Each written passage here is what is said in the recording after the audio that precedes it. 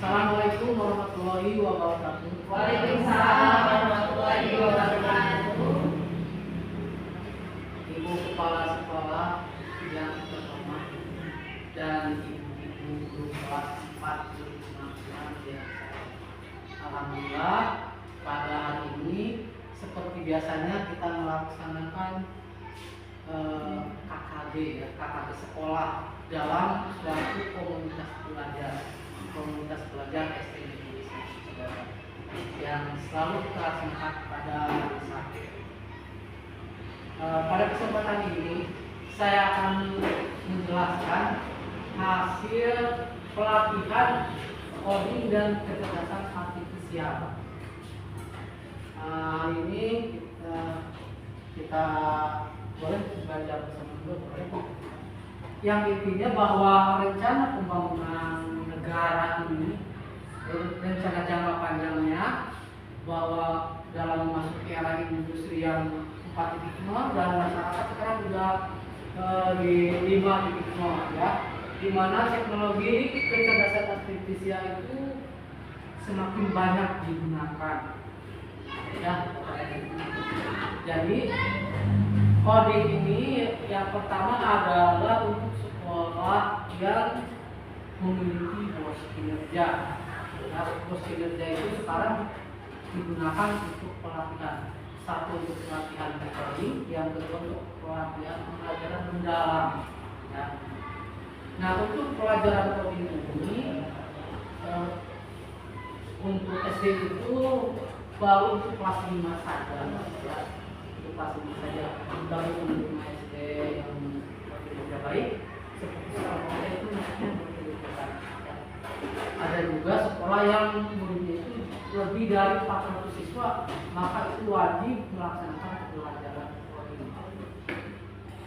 Baik Bapak dan Ibu, kita lihat di depan. Nah, coding adalah proses menuliskan serangkaian instruksi atau kode dalam bahasa pemrograman tertentu agar komputer dapat memahami dan menjalankan tugas yang diinginkan. Ya. Sementara kecerdasan artifisial itu AI itu artificial intelligence ya. Artificial intelligence itu kecerdasan artifisial ya. Ibu-ibu sering kan di HP nya berubah wajahnya gitu. Ya. Kecerdasan artifisial. Latihan coding ini terdiri dari 5 bab, namun sekarang saya coba bahas yang bab 1, bab 2 saja, ya. Karena ini dasar. Nah, bab 2 ini tentang berpikir komputasional. Berpikir komputasional itu artinya memecahkan masalah dengan prinsip-prinsip komputer, ya. Dan berpikir komputasional ini memiliki 4 prinsip. 1. Dekomposisi, 2. Pengenalan pola, 3. Abstraksi, dan yang keempat adalah algoritma. Saya yakin ibu-ibu semua pasti pusing kalau lihat ini, tapi kalau setelah menjabarkan pasti mengerti ya. Baik, saya coba jelaskan dekomposisi. Jadi prinsip komputer itu yang pertama adalah dekomposisi. Dekomposisi artinya membagi masalah menjadi bagian-bagian kecil, ya. Membagi masalah konkret menjadi bagian-bagian kecil. Ibu coba lihat di depan, itu ada laki-laki yang sedang menyekolahkan, ada yang sedang mengepel, ada yang sedang membersihkan. Ya, sebetulnya permasalahan di sini bahwa di kelas ini, misalkan di sekolah kita itu sangat kotor, misalkan permasalahannya.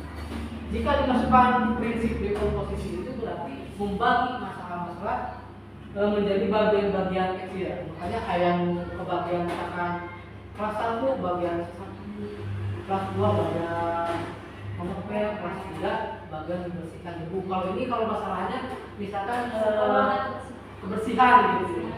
Nah, beda lagi dengan yang kita laksanakan kemarin, misalkan waktu kegiatan 17 Agustus. Maka kalau masalahnya perayaan 17 Agustus, maka dari komposisinya itu berarti yang pertama membagi panitianya, ada seksi apa, jadi tidak sendiri ya. Itu prinsip-prinsip komputer dekomposisi itu seperti itu artinya. Jadi dibagi-bagi, jadi ada suku-sukunya. Yang kedua adalah pengenalan pola.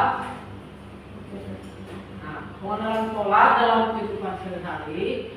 Kalau misalkan ini anak-anak di kelas kita itu pengenalan pola, kita lihat jawabannya. Ini pada malam hari anak-anak harus menyiapkan jadwal pelajaran buat besok. Ya, saya harus buat apa? Nah, pengenalan pola di sini artinya kontinu ya, berulang. Ketika hari Senin pelajaran PJOK, Selasa PAI, hari Rabu matematika, misalkan. Jadi setiap hari Rabu anak pasti nyiapin buku matematika. Kalau Senin pasti PJOK.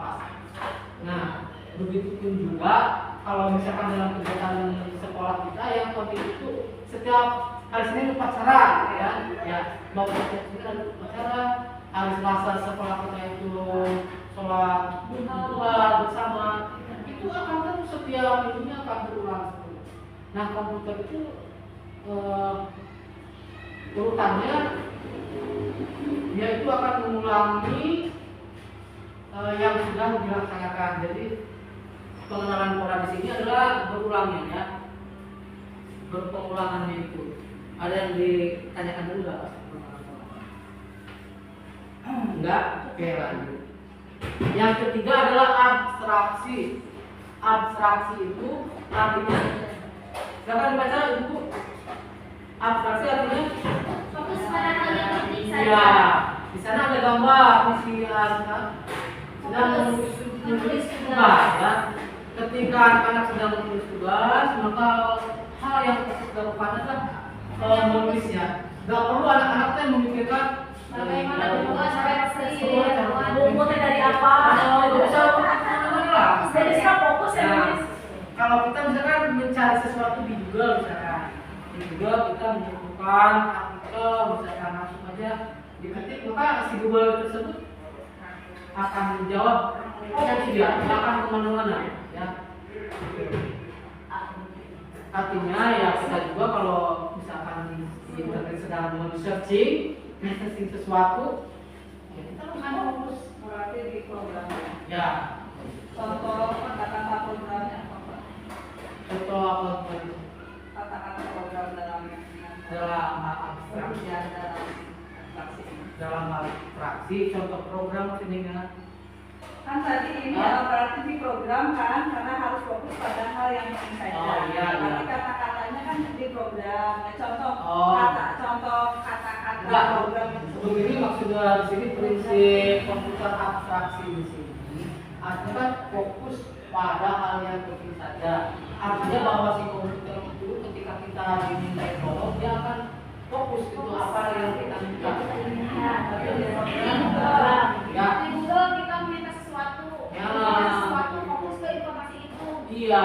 Berarti kan ada apa namanya kata-katanya udah dia itu menerima kata-katanya terprogram. Nah, betul.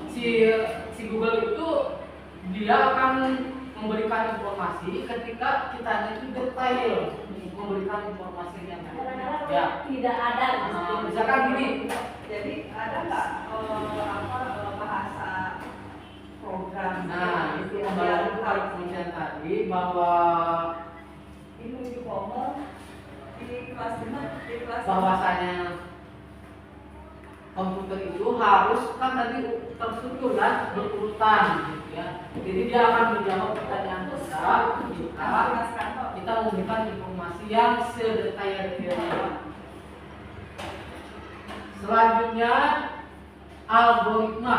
Prinsip komputer itu yang keempat adalah algoritma. Algoritma itu artinya membuat langkah-langkah penyelesaian masalah. Ya. Kalau ini saya gambarkan ibu-ibu mah dasarnya ini, jadi ya langkah-langkah membuat mie rebus saja. Satu, dididihkan dulu airnya dipanaskan. Yang kedua, masukkan minyak. Yang ketiga, masukkan bumbunya. Yang kelima, siap prosesnya. ya, kalau ini kalau pakai ibu-ibu ya. Jadi membuat langkah-langkah penyelesaian masalah. Saya yakin kita punya masalah dan kita juga harus menyelesaikan masalah itu step by step ya. Nah ini yang harus diterapkan kepada anak-anak itu. Jadi coding itu mendasar. Jadi melatih anak-anak untuk berpikir kritis. Kalau apa-apa itu harus sistematis dalam langkah-langkahnya. Jadi tidak kan idealnya ketika anak belajar coding itu di akhir itu bisa membuat robot kan. Nah membuat tentunya robot tersebut itu kan terdiri dari langkah-langkah ya dari persiapan dulu ya. Dan si komputer bisa kan apa dalam membuat robot gitu. Paling anak-anak lah ketika misalkan kita ajarkan ke anak-anak tentang robot, bagaimana anak membuat robot, paling juga yang simpelnya kita suruh anak-anak bermain robot. Nah, yang satu jadi algoritma dalam coding itu bisa diartikan perintah-perintah itu ya. Ya, langkah-langkah penyelesaian masalah. Ya. Kalau ini algoritmanya tidak bisa membaca katanya. Terus algoritmanya ya itu dalam konteks sehari-hari ya.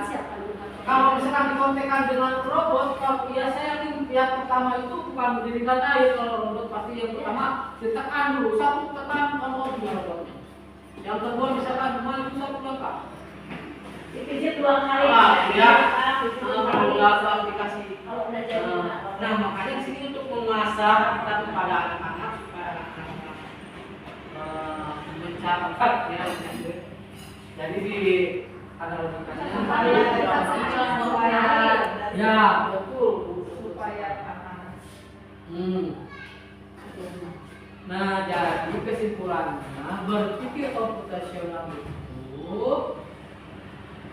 terdiri dari 4 prinsip. 1 dekomposisi, yang kedua pengenalan pola, yang ketiga abstraksi, yang ketiga algoritma. Nah, ibu-ibu, kita kalau misalkan mengajarkan algoritma kepada anak ya seperti ini aja dulu. Misalkan tanyalah satu orang anak berapa langkah misalkan dari rumahnya menuju ke sekolah, berapa langkah, berapa waktu yang diperlukan misalkan yang ada itu suruh dicatat selangkahnya ya, step by stepnya. Dan bahwasanya dulu algoritma ini memang kedengarannya asing, tapi sebetulnya kita sudah melaksanakan sehari-hari ya. Seperti kita lah melaksanakan sholat yang 5 waktu ya. Hati-hati sebagai manusia melakukan sholat 5 waktu. Bahwa setiap maghrib berarti itu sholat maghrib. Jadi sebetulnya kita sudah melaksanakan ya prinsip-prinsip komputer ini kita sudah melaksanakan, cuman tidak disadari ya.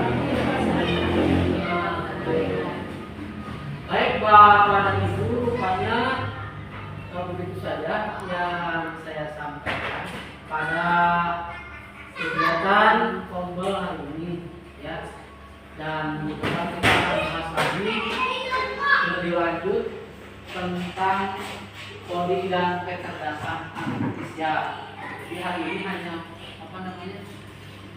mengupas saja sekilas supaya kita sepemahaman, jangan sampai nanti kalau anak-anak sedang bertanya di coding, apalagi kan yang dihadapinya orang tua, apa benar sekarang ada pembelajaran coding dan kecerdasan artifisial. kita setidaknya bisa menjelaskan kepada orang tua seperti apa pembelajarannya ya. Jadi yang harus belajar coding itu adalah numerasi 5 ya. Ukurannya sudah disampaikan Pak. Nah, ya karena hari sudah siang untuk makannya kita akan makan di rumah Padang ya. Terima kasih atas perhatiannya.